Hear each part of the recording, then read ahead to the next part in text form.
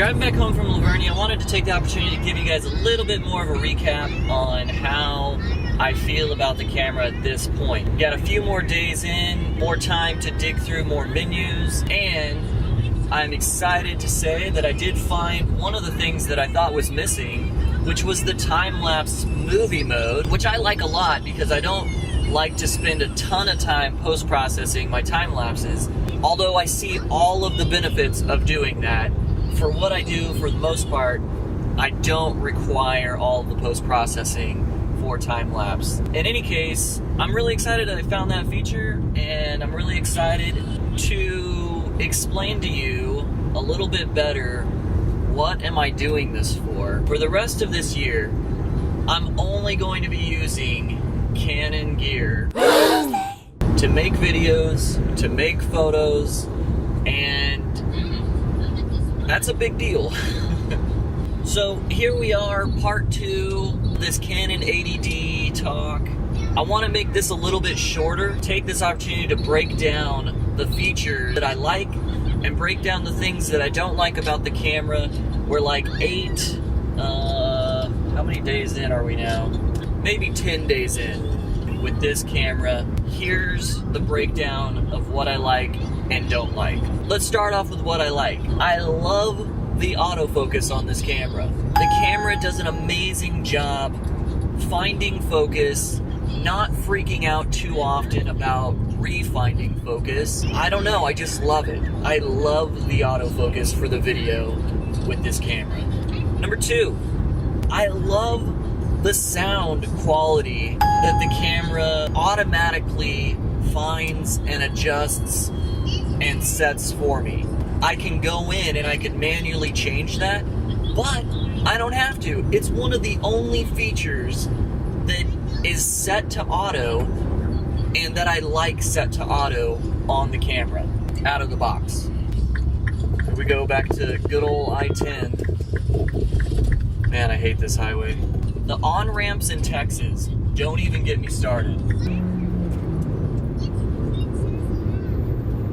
I mean, if you have poor acceleration in your car, you have some problems, some obstacles to deal with in Texas. Number 3, I love the touchscreen that rotates out. I love it. I'm getting used to not depending on looking at it, instead just initially using it to set up my shots. And it just works great. The sensitivity of the screen, the touch on it is just right. The features that I want, they're close enough through the touch screen. It doesn't take me too many clicks, I find, to get to the features that I'm looking for.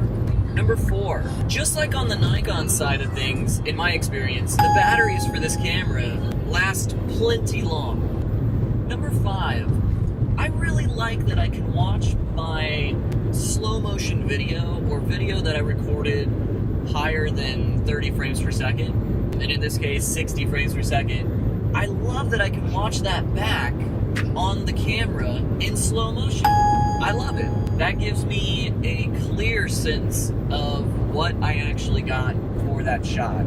Number 6, I really enjoy the idea that I can just let the camera continue to roll.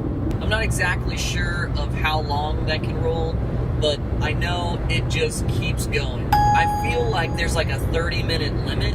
I haven't tested that out.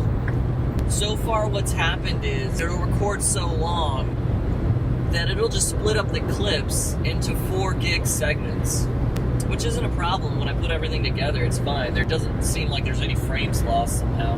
Number 7, I really like having the custom menu. The custom menu is something I've loved on the Nikon side of things, and I love that, you know, inside of this, in Canon's case, inside of this complicated world of menu, I can have a tab that's everything that I've found that's important to me and that, you know, that gives me quicker access to. Number 8, I really enjoy the auto off feature. The camera kind of just goes to sleep or turns off, I guess, after about a minute, and you can go in and of course customize that. Maybe you want it to take longer, or maybe you want it to never turn off. But I really do enjoy that. That's something I wish Nikon had. There are plenty of times when I would love for my camera to just go to sleep or turn off automatically without me having to reach and flip it off and flip it back on. Like in this case, the on-off button, which I don't like about the Canon, it's kind of hard for me to reach in this scenario, and I love that I can just stop recording, and after a minute, the thing just turns off, and I'm saving power.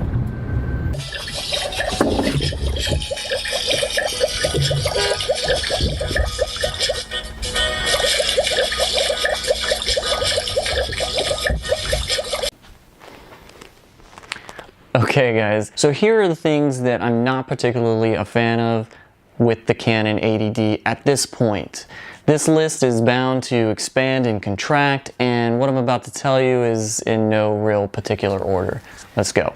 Number 1. By far the biggest thing that is bothering me about this camera is the confusing menu. All the features are there, as I said in the last video, all the muscle is there, but it's just really hard to find and tweak the settings the way that you want them to be. And this is a problem, for me at least, because there are a lot of things that I find that I need to go in and tweak and adjust. There are a couple of things that make the menu a bad experience in my opinion.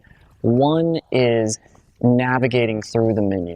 It's kind of tough to figure out where things are. Just for example, there's a couple of autofocus options that relate to video shooting inside of the shooting menu or the photo, icon menu. The rest of the autofocus options are in the autofocus menu. So why would they separate those? The other thing that makes the menu a difficult experience for me personally is just the vocabulary of the menu, trying to understand what a certain setting does. Really the best way I've found to figure out what a feature does or what a setting does is to just change it and try shooting a little bit. Number 2, I'm not a huge fan of where the power switch is. On all sorts of systems, there's a lot of options on the right side of the body where the grip is. On the Nikon system, for example, I can pick up the camera, turn it on, focus, and take a picture all with one hand. That's kind of useful for certain quick scenarios. So I don't like that I feel like I need to use 2 hands just to get the camera going. It's a little thing. And this negative comment is trumped anyway by the auto off feature, which I really like about the Canon.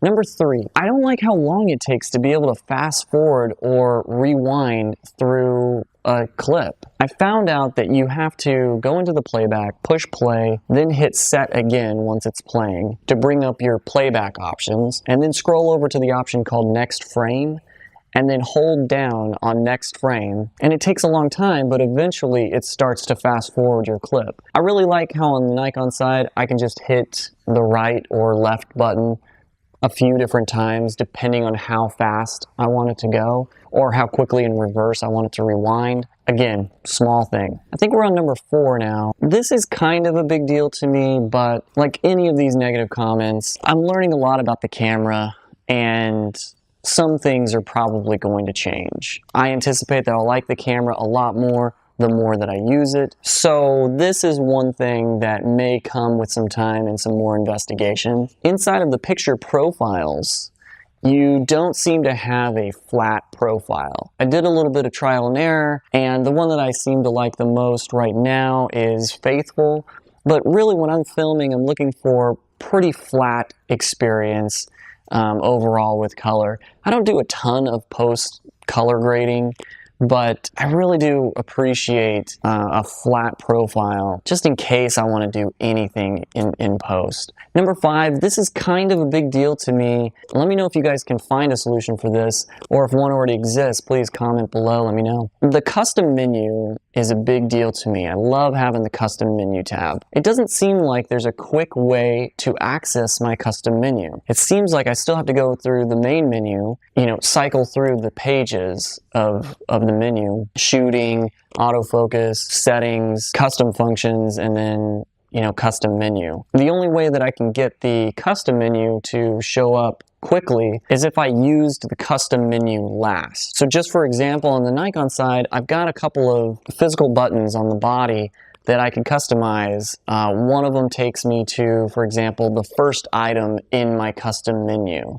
That would be fantastic to have on the Canon. Another button that I've got set up takes me to just the picture profiles. If I want to switch between monochrome and flat or standard or portrait or something like that. Number 6, I want to be able to customize whatever buttons Canon allows me to customize. I want more options of features to customize these buttons with. So for example, I believe on like the D500 and the D750, I can choose up to like 21 different features that a button can take me to or make use of in the camera. But on the Canon side, that number is much more limited. It's like 7 or 8 options, and they aren't really options that I want to use. One of the things I want to mention, guys, is make sure you're updating your firmware, because that's the only way you're going to be able to access all the options that Canon wants you to have. Once I updated the firmware for this 80D, it felt more similar to the menu from the 7D Mark II that I'm a little bit more familiar with. Number 7, and this is a very small thing as well. The charging experience is a little different than Nikon. I put the battery on the charging pack, plug it into the wall,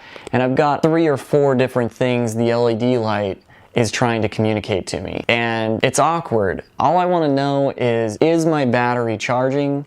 Or is it charged? That's just me. All of this is personal stuff. This has been a really good experience for me. The more that I dig through this stuff, the more I find how personal and customized a camera can be and feel to a human being. So to end on a positive note, I do want to say that I am grateful for all of the crazy mini options that we do have inside of the Canon system.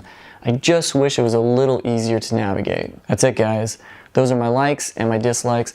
I hope that you liked this video. Please like or subscribe or whatever. I'm going to try to keep this stuff up. We're 10 days in. Look for more to come.